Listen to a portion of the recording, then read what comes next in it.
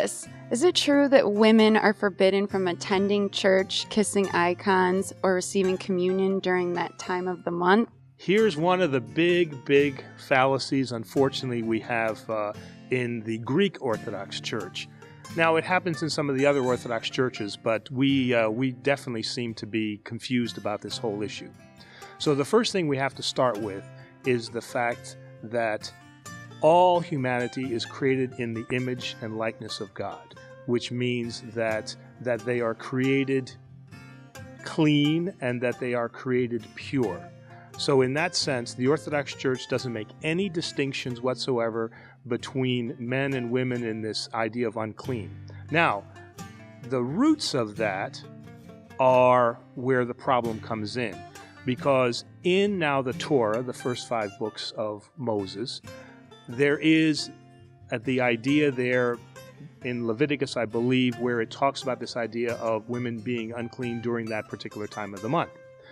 Unfortunately, in a patriarchal society like Greece, we ended up adopting that idea and confusing Orthodoxy and Judaism and putting them together, unfortunately. So the answer is that we are all created equally. We are all created pure and clean.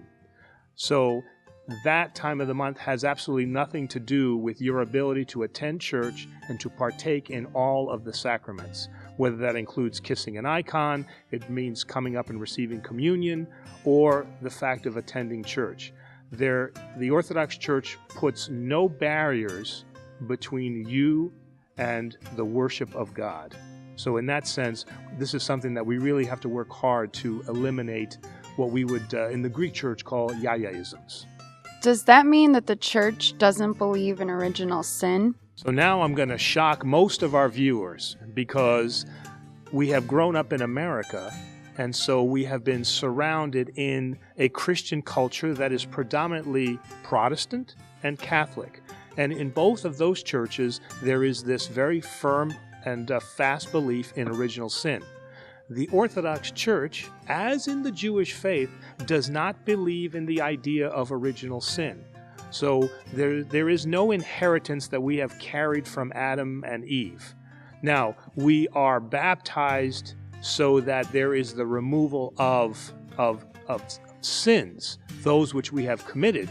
But there is never in the Orthodox service, and for those viewers that are watching, when you go to the baptism service, listen very carefully, and not once in the baptism service in the Orthodox Church will you ever hear the words, "And please remove, O our God, the original sin from whoever the candidate is."